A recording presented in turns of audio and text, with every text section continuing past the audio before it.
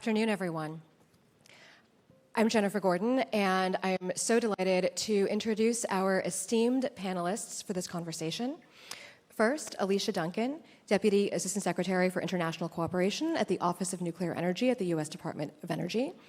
Dr. Sama Bilbao León, Director General of the World Nuclear Association. Jeremy Pocklington, CB, Permanent Secretary, Department of Energy Security and Net Zero in the Government of the United Kingdom. Ambassador Georgette Mosbacher, co-chairman of the Atlantic Council's 3Cs Initiative, and Rob Rudish, Chief Business Development Officer of Synthos Green Energy. So, if you've noticed, there's been a lot of news lately about nuclear energy. About 3 weeks ago, I think, President Trump signed 4 executive orders on nuclear energy aimed at quadrupling nuclear energy capacity in the United States by 2050. And just last week, we also heard the news about the World Bank overturning its ban on nuclear project finance. So we have a lot to talk about. And Aleshia, I would like to start with you. Much of the focus of the Trump administration's recent executive orders has been on domestic licensing and deployment. However, the administration has also articulated an ambitious agenda for civil nuclear exports in the executive orders. Could you talk to us a little bit about DOE's mission and your work, especially in emerging market countries? Certainly, and thank you for having me, Jennifer, and the great turnout that the Atlantic Council pulled for this event. Well, obviously, the executive orders have been all the buzz, and I think that it's critically important, and a lot of people have talked about how this is the time for nuclear. But what I think makes this different is also that there is very much so a sense of accountability. And so our work has to be tied directly to those executive orders. And my piece of this in the international realm is really supportive of industry and making sure that the exports are not only available in these markets, but that the market is ready. And so our work in capacity building, workforce development, stakeholder engagement, and communication, making sure that the government is ready, because sometimes we feel that even within a country, ministries don't talk to each other. We know that never happens in the United States, but, the ministries don't talk to each other, and we have to spend a lot of time making sure that we're meeting that country where we're at. Our technology is standardized, ready within a company. Of course, there are different types of technologies, but just making sure that what the country has signed up for is something that they recognize as different from what's been offered other places. And so we spend a lot of time with that relationship building. And what that looks like for us, whether it's in Southeast Asia, Africa, Europe, is making sure that we're very clear on expectations, because, people talk about a 100-year relationship, and we know what the divorce rate is, right? We want to make sure these things last. So that's how we're spending our time, and I would say the number one thing we do is listen, because if we're not meeting their needs, then we're failing. Aleshia, thank you so much. And of course, I've had the privilege of traveling with you in many of these newcomer countries. And I can just say that nobody does stakeholder engagement and relationship building better than Aleshia. So I do want to come back to those themes in just a moment. But Sama, it seems like the countries that have nuclear energy want more of it. And we hear about newcomer countries to nuclear energy almost every day. So tell us a little bit, please, about your work and how the World Nuclear Association is responding to that demand. Yes, thank you, Jennifer, and thank you to the Atlantic Council for the opportunity to join all of you today. Certainly, the world is absolutely very interested in nuclear. So I'm going to give you a little bit of a world tour of where we are in nuclear. I will start from Europe. I will skip UK and Poland, because I know somebody else will go in more detail on that. But so we have seen in Europe many countries with major reversal of policies in the last couple of weeks. Some of them earlier. We have Italy, Germany, Denmark, Belgium. I mean, it seems like right now in Europe, my native Spain is the only European country that is actually still considering shutting down their nuclear power plants, which is a little bit disappointing, but we will change that. No, but seriously, just last week we have major announcements in France with the strategic contracts. A couple of weeks ago, the signature of the contracts for a new nuclear power plant in Czech Republic. And then we have lots and lots of projects, large and small, in Sweden, in Finland, in Netherlands, Romania, Bulgaria, Hungary, Slovenia. And then we have newcomer countries, obviously Poland being one of them, but also Norway, Estonia, Turkey. So lots of things happening in Europe. So if we move a little bit to Africa, of course, we are building new nuclear power plants in Egypt, 4 of them to begin with, that there are plans for more. And in South Africa, we are actually not only extending the life of the current fleet, but we are planning to double that capacity and also trying to regain the capabilities for the entire nuclear fuel cycle. This means enrichment capabilities, fuel fabrication, etc. In Central Asia, you also probably have heard very recent good news, lots of progress. Kazakhstan just announced, I believe on Monday, who is going to build their first and second nuclear power plant, starting immediately. Uzbekistan already has 6 small modular reactors under construction. I'm planning to actually also build large reactors. Mongolia, Kyrgyzstan, they are also moving in that direction. Then in the Middle East, of course, you have heard very many times throughout this conference the fabulous success story in the UAE, how we went from 0 to 25% capacity in less than 15 years. But we are trying to replicate that in Saudi Arabia with a lot of interest. And then we see how Qatar and Bahrain are also looking at nuclear for energy, but also for desalination. Then I'm moving very quickly towards the east. Of course, China, I don't have to tell you, they are building 6 to 10 reactors every year. Just a couple of weeks ago, or 3 weeks ago, we have 10 new reactors approved with a goal to have 150 gigawatts of total capacity by 2035, which is quite impressive. We see India, how they are proposing to have 100 gigawatts by 2047. Pakistan, they are getting new reactors built. In the last 3 years, we got 2 new reactors, 1 new one under construction. Bangladesh, another success story. We will see the first nuclear power plant in Bangladesh starting hopefully before the end of this year. So again, going from 0 to 10% of their power coming from nuclear in less than 10 years. So that's quite something. Then in the ASEAN countries, we have Singapore, we have Philippines, Malaysia, Vietnam, Indonesia. Some of these countries are at different levels of readiness. Philippines moving forward very quickly, but the other ones are also moving very, very quickly also. And of course, North America, we just heard Aleshia telling us about the US, and you have heard about this for the last couple of days, so I won't tell you too much. Canada is also moving super quickly.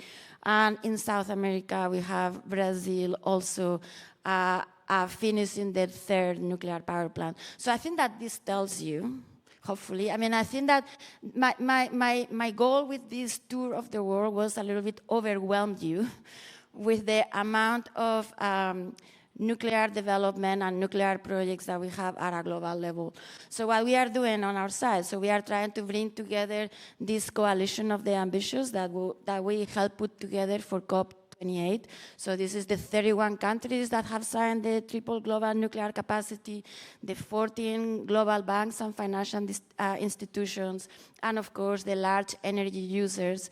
All those together, we are coming together at the 50th World Nuclear Symposium that we will celebrate this year. So that's a little bit the highlight.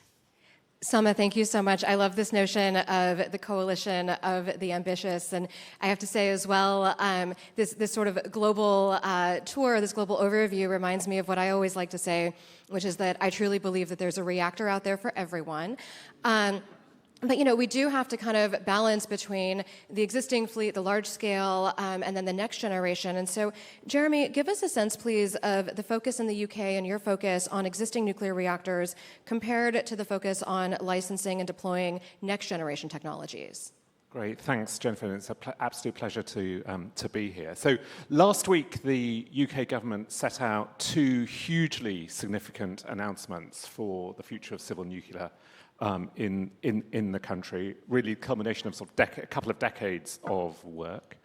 First of all, we confirmed a £14.2 billion investment in Sizewell C, the next EPR reactor, gigawatt-scale reactor in the UK, being built essentially alongside Hinkley. It's an 83% replica of the Hinkley Point C design. Together, they will provide 6.5 gigawatts of supply for the UK. Very different economic model. We're using a regulated asset-based model for Sizewell C. We're in the latter stages of a capital raise process to attract the private investment in new nuclear, which I think that's a really interesting, innovative model for the development of new nuclear globally. In addition to that, Great British Energy Nuclear confirmed that it had selected Rolls-Royce to partner with for the development of SMRs, the first 3 small modular reactors in the UK, subject to sort of final contract negotiation. So that will be 1.5 gigawatts. So we already have that sort of 6.5 gigawatts sort of under construction underway. Hinkley and Sizewell are sort of live construction sites. We want to establish this in this Parliament, the next 4 years, the final design, the siting, final improvements for small modular reactors to get those underway as well. So very significant step forward in the UK. But we need to maximize the life and the capacity from the existing plant as well. So last year, EDF announced life extensions for the existing AGR fleet, the advanced gas-cooled reactors that we have, about 4.5 gigawatts there as well, taking them up to 2030, maybe a little bit beyond in some cases. So there will be a gap there. We will need to use other technologies to help fill the gap, but we're trying to minimize the gap given the role that nuclear can play. It's not just about deployment. Just the other thing I mentioned, we've got to get the regulatory regimes right around that. We've got a very big review underway to look at all aspects of regulation around civil nuclear, to what can we do to speed up the process. I think that is our biggest single challenge that we have here. I've said it's taken roughly 20 years in the UK to get to this point. We need to do that quicker. It's also about the jobs and growth benefits as well, really maximizing our use of the supply chain, another area where I think we can cooperate and think more globally. Jeremy, thank you so much. Georgette, you served as U.S. ambassador to Poland in the run-up to and during the signing of the Intergovernmental Agreement to cooperate on the development of a civil nuclear power program in Poland. Could you share with us what were some of the drivers that led to that agreement? Yes, thank you very much. It's fabulous to be here and be on the board of the Atlantic Council. I'm very proud of what you've been able to do here. Thank you. First and foremost, 70% of Poland's energy comes from coal. So obviously, that was a key factor. The other was they were their gas came from Gazprom in Russia. They knew way before us the threat that Russia was, and they wanted to diversify away from Russian gas. Nord Stream 2 was a big issue in Poland, excuse me, and so the fact that they wanted they had to find a way to get to the carbon neutral under the EU rules were really the driving factors there. The other thing is that their GDP, they're growing at twice the rate of Western Europe. In fact, they've just surpassed Japan in that metric. But I would say the biggest, what was the biggest impediment to what they were trying to do in nuclear was the financing. And now that's come a long way, but when you think that we signed this in 2019, the FEED study, and we are now in 2025, and now they're just working on the licenses, the design, et cetera. I mean, 6 years, we made very little progress. Right? And I think the important point to be made, and I think this may be a reality check, but while the United States of America is the largest nuclear producer, it took us 40 years to get there. China did it in the same, apples to apples, China did it in 10 years. All right. We are way behind this curve. And the only project we have outside of the United States is in Poland. That's why it's so critical that we get this built. Russia has 10 projects around the world, 57 in the architecture of nuclear around the world, and China has 10 under construction. Think about that for a minute. And I think the reality check at this conference on nuclear is how do we catch up? Because we are way behind, not a little, way behind. We have to find a better way. Russia has a floating nuclear plant. China has an SMR that's actually working. And here we are, still talking about when we're going to get these deployed. And if we don't scale up fast, we will be left behind. And I think the fact that the president did these executive orders was the realization that if we don't do something now and we don't do something drastic, and if we don't find a way to standardize even the big, I understand they're site-specific. However, when it comes to the training of the workers, when it comes to the supply chain, when it comes to the licensing, there's got to be a way for us to standardize this to enough of a degree. France has done it very successfully, to standardize this so we can get these built and deployed. It's all about energy today. It's all about nuclear today. It's only the clean baseload energy there is. And with AI and Bitcoin, et cetera, we're going to need a lot of it. And to stay competitive, we're going to have to do it. And Poland understands that. And so we have a real opportunity in Poland to get this built. Absolutely. And so I want to, that's a perfect segue to Rob and Georgette. Really appreciate also your point about building quickly and at scale. And so Rob, tell us please about Synthos Green Energy and your work on SMRs in Poland, but also in the broader region in Europe. Thanks, Jennifer, and thank you to you and to the Atlantic Council and Landon for organizing this fantastic event. This is a very special panel for me because, you know, I feel very fortunate to be on the stage with Deputy Assistant Secretary Duncan and Ambassador Mosbacher, two women that have showed so much incredible leadership in exactly what you're talking about, which is bringing U.S. nuclear technology to Central and Eastern Europe. So thank you both to the two of you for your efforts there. So who are we at Synthos Green Energy? We're leading what I would say is certainly the most ambitious SMR project in Europe.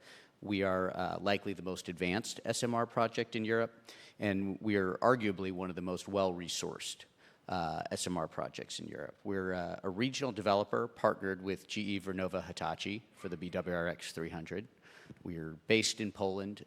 We're starting in Poland, but our ambition is much, much broader than that. So in Poland alone, right now we have what's known as decision in principle, which is the first kind of site-specific step from the Polish government at 6 separate sites where we're looking at 4 units each on those sites. So 24 300 megawatt units in Poland alone. But we're also invested in this entire process. So we are, along with TVA in Tennessee and OPG in Canada, we are co-invested in the standard design for the BWRX 300. So we're a plank holder in this technology, if you will.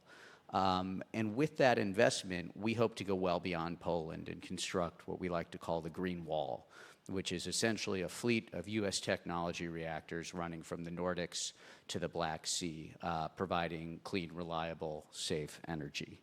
And what's the value that we add to this process, I think, is generally the next question. So obviously the technology, as I mentioned, from GE, well-known, standardized design for a 10th generation boiling water reactor. That's fantastic. And the ability of GE to help deploy at scale is really impressive and important to us. But we also bring an integrated fleet approach. So for a lot of the smaller countries in the region that aren't on their own going to reach the economy of scale to have a fleet with all the efficiencies of nth of a kind, we integrate them.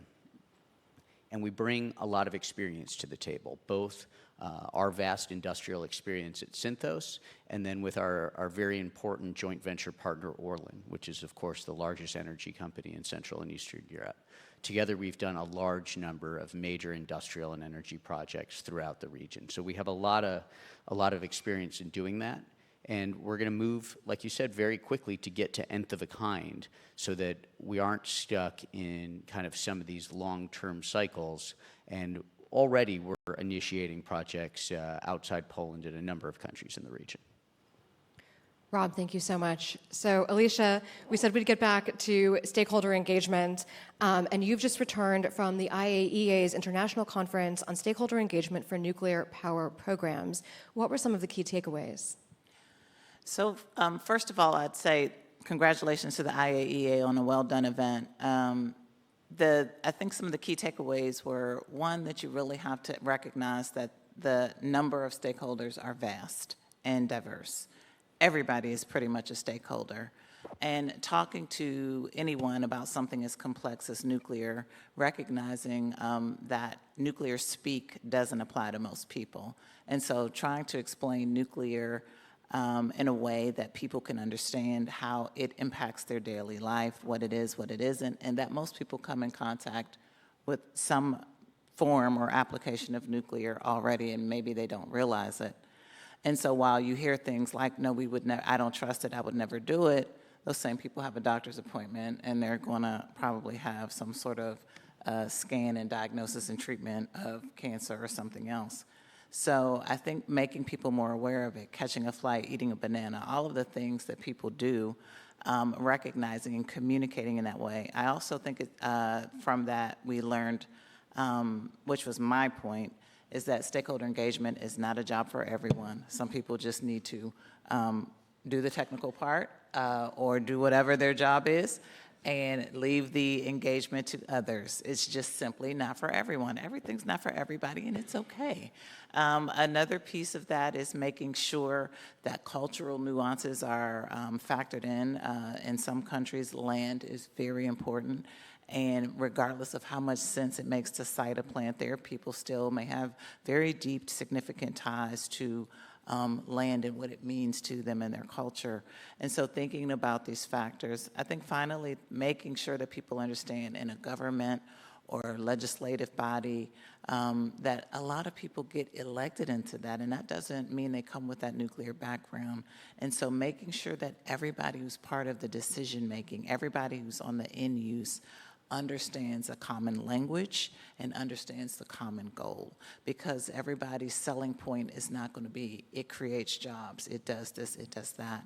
And so really recognizing all of the stakeholders and what their needs and values are is critically important. And so that event allowed a lot of the countries to get together and talk about, what is important to them. Aleshia, thank you so much. I really love the notion that we're all stakeholders. Sama, I want to pick up on what Georgette was mentioning about financing. Sama, you and I have talked a lot about financing. And you and I were in New York last year when the 14 banks made their pledge to support nuclear deployment. What's your thinking right now on overcoming some of these challenges that are related to the high capital costs of nuclear projects? Yeah, well, talking about stakeholders, that's one of our key stakeholders for sure.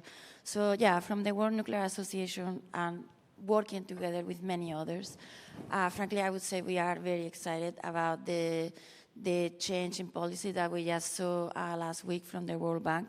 So that is very important. That is a very important signal that obviously is already probably going to be taken. I mean, we already heard the Asian Development Bank is also already starting to reconsider policies. And I am sure we are going to see many other multilateral development banks looking at those policies. And it is important to have those financing capabilities, particularly for newcomer countries and developing countries. But what I think is very important is the signal. And I think that signal is also going to be very helpful for many other banks and financial institutions. So yes, we spent a lot of time talking to the finance community, explaining to them the many opportunities of investing in the nuclear value chain. And I think that this is very important because many times when financiers think about nuclear energy, they can only think about financing a large nuclear project, potentially one that goes over budget and longer than schedule. So, and it's important to understand that there are many other options. So first of all, nuclear, as we have discussed, is not just for electricity, it's for heat. There are many applications to decarbonize the entire economy to helping decarbonize the entire economy using nuclear energy. So obviously from desalination, as I mentioned earlier, going through oil and gas, metallurgical industry, chemical industry, ceramic industry, sustainable aviation fuel, shipping, et cetera, et cetera, et cetera. So it is important to bring forth this entire ecosystem of opportunities. And when it comes about financing nuclear specifically, could be from exploration of uranium mining resources, all the way to perhaps repowering a unit that was prematurely shut down, as we are seeing in the US, obviously long-term operation, and small modular reactors, large reactors, but also the entire supply chain. You don't have to, if we are going to do small modular reactors, as we are seeing, we are going to really need to have industrial capabilities as supply chain. This means pipes, pumps, valves, electronic devices, transformers, cranes, everything that you are going to need for all those projects, large and small. Obviously not just for nuclear, but for nuclear in particular. So this is something that we've been doing a lot of work. But also, and I think that the UK is a good example of this, is talking to the finance community, so it's well understood the business case and the financial case for nuclear. Yes, nuclear energy, as many other low carbon energy infrastructure assets, are capital intensive. Of course, we know this. At the same time, we are looking at an asset that is going to provide you very constant price, very stable, 24/7 carbon-free, abundant energy, electricity and heat for the next 60, 80, 100 years.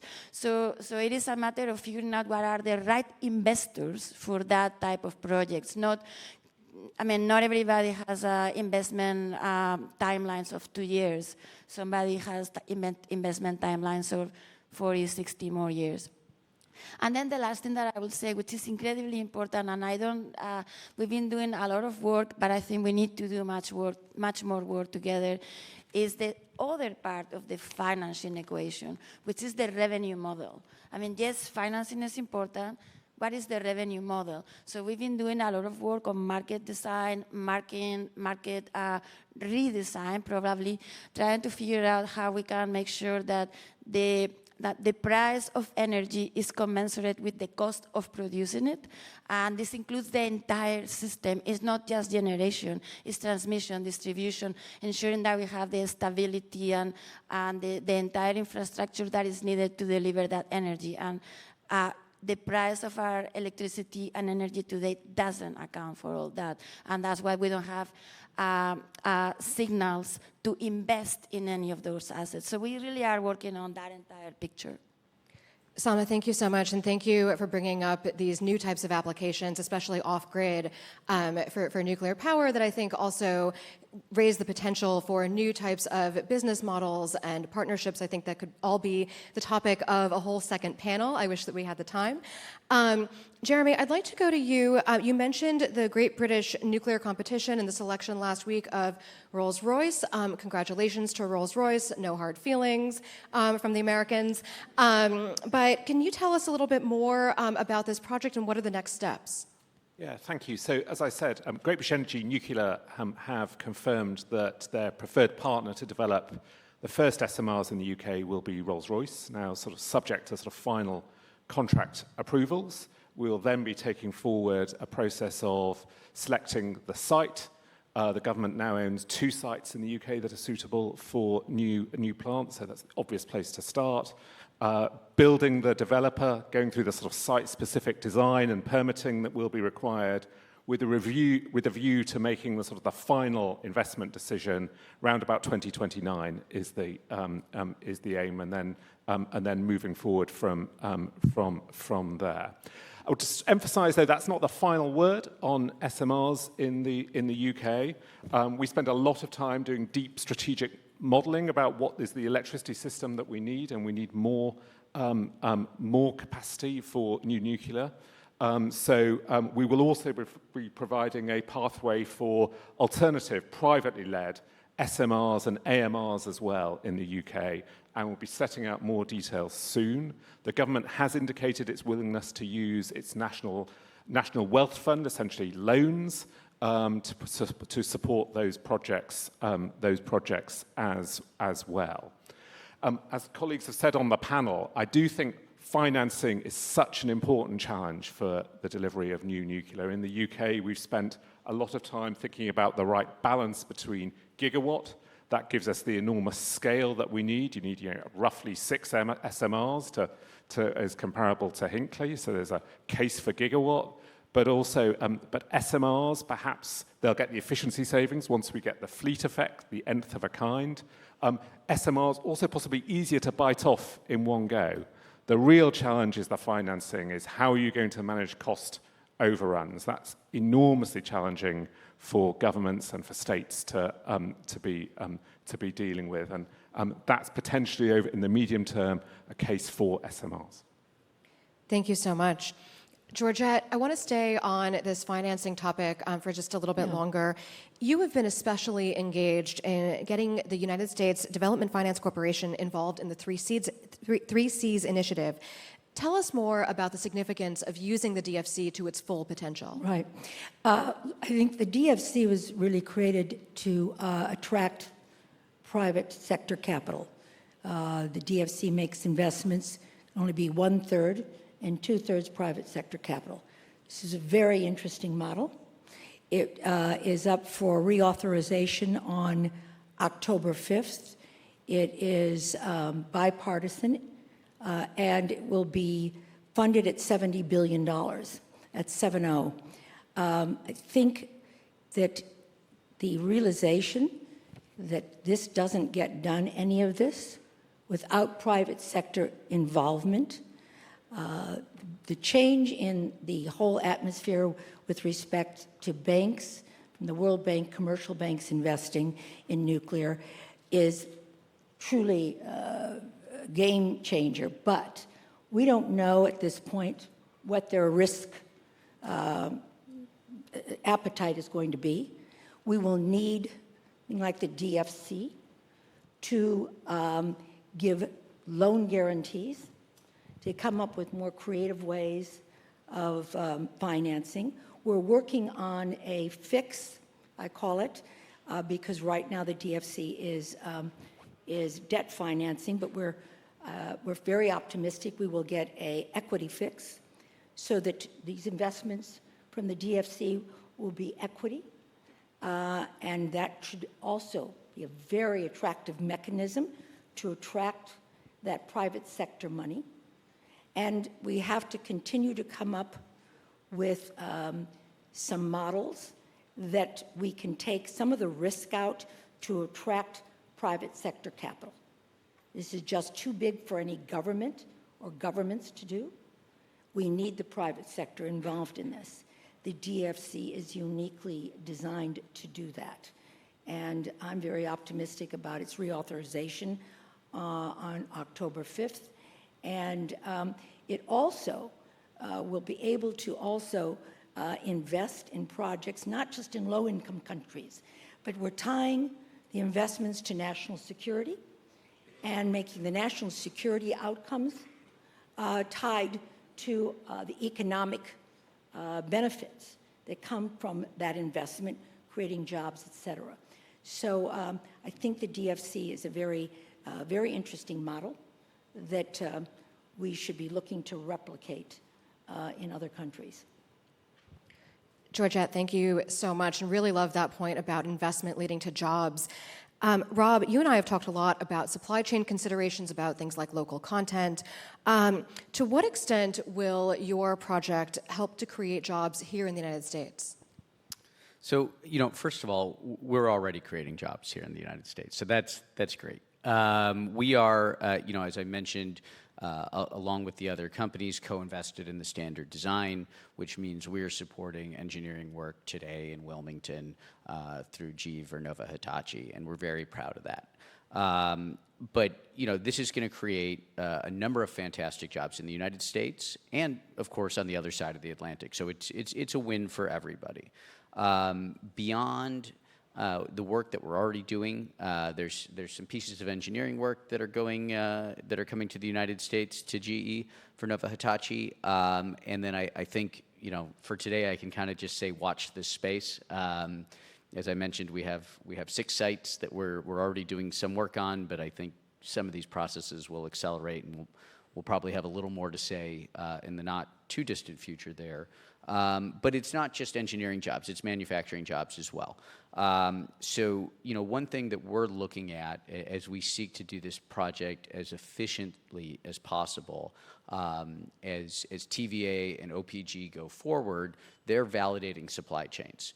And a lot of those are predominantly in the United States. So we're looking to see, where can we partner with these companies on bulk procurement, on acquiring vetted supply chains, and bringing some of that expertise to our project in projects in Poland and in Europe, which means U.S. manufacturing jobs supporting those projects.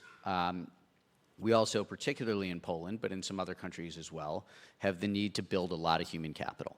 Some of these countries have atrophied their nuclear workforce. Other countries, like Poland, have never had one. So developing that human capital is a great role for a number of companies, including American companies. And then, finally, well, 2 other things. One, we're looking to see with the executive orders coming out, there's a lot of attention there, what opportunity that creates for us through the export market. We understand the administration's position on energy dominance, and that means exports. So, again, as a commercial entity, we're here looking to see what comes out the other end. And then the last thing I want to mention is the investment piece. As the ambassador said, we need the private sector engaged. Well, we are the private sector. We're doing a commercial project. So that commercial project needs to be bankable. And I think, it needs to be bankable for us, but also what that means is I think some really appealing opportunities for U.S. investors as well. Rob, thank you so much. And I'm very conscious of the fact that we are now standing in between our audience and lunch. But while we have you here, I can't resist one more question. My question is, and this is to each of you to think about, and if we can just do a quick lightning round, take 15 seconds to give your answer. But we're here right now, and in a year, I hope we will reconvene for the 10th Global Energy Forum. And so my question is to each of you, what change do you hope to see in the nuclear energy landscape between now and then? And if we don't achieve success in 1 year from now, what does the road to success look like, and what are the changes that you're looking for? You said 15 seconds? I'll say 2 things. One is that, we talk a lot about energy security being national security. If we think about funding energy security the way we fund national security, I think that would be a huge step forward. The second piece is leadership. I think that is the most focused piece of this entire program, as we look to deploy new nuclear around the world. We haven't built the leadership required for that. We have a lot of seasoned people, a lot of young people, and we've not bothered to bridge that gap yet. Aleshia, thank you. Sama? Well, I mean, I would say that for nuclear, at least the stars have never been better aligned. So, I mean, to me, this is an opportunity for us in the nuclear industry, in the nuclear sector, to miss. So I would agree with Aleshia. Yes, we need financing, we need policies, we need to step up the supply chain, the workforce, we need to streamline licensing. There are many, many things, but we absolutely need is leadership, vision, and frankly, if not us, who? And if not now, when? That's really it. Sama, thank you. Jeremy? Fantastic answers from my fellow panelists, but the only thing I would add is we really do need to find a way to safely accelerate timescales for development of civil nuclear projects. That is the key issue. It has taken the UK decades to make the progress it has. We have to find a way to do this more quickly. Thank you so much. I would completely agree. We have to find a way to scale this up, and we have to do it fast, and we can do it responsibly, but we have to do it fast. We have to find creative solutions to all of these challenges, from the workforce to the supply chain to the licensing to regulation. If we don't find creative solutions to that, we will be left behind. Thank you. And Rob? So, this year was huge for SMRs. We put shovels in the ground in Canada. We had the first license to construct for a BWRX 300 there. I think next year we need to see more shovels in the ground. Maybe not a license to construct, but we need to start physically doing projects and moving away from discussing doing projects. Well, thank you. And I love the answer on leadership. And I just want to say as well, thank you to the five of you for speaking on this panel, but thank you for your leadership in nuclear energy policy. I don't think we would be at this exciting moment that we're in today if it weren't for each of you. So please join me in thanking our panelists.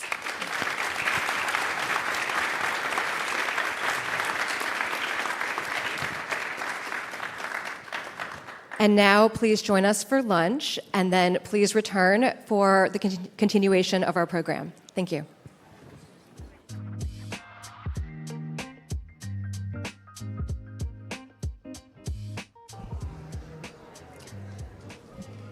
Thank you for joining this morning. Lunch is available in the lobby. Sessions on both stages will resume at 1:30. Thank you.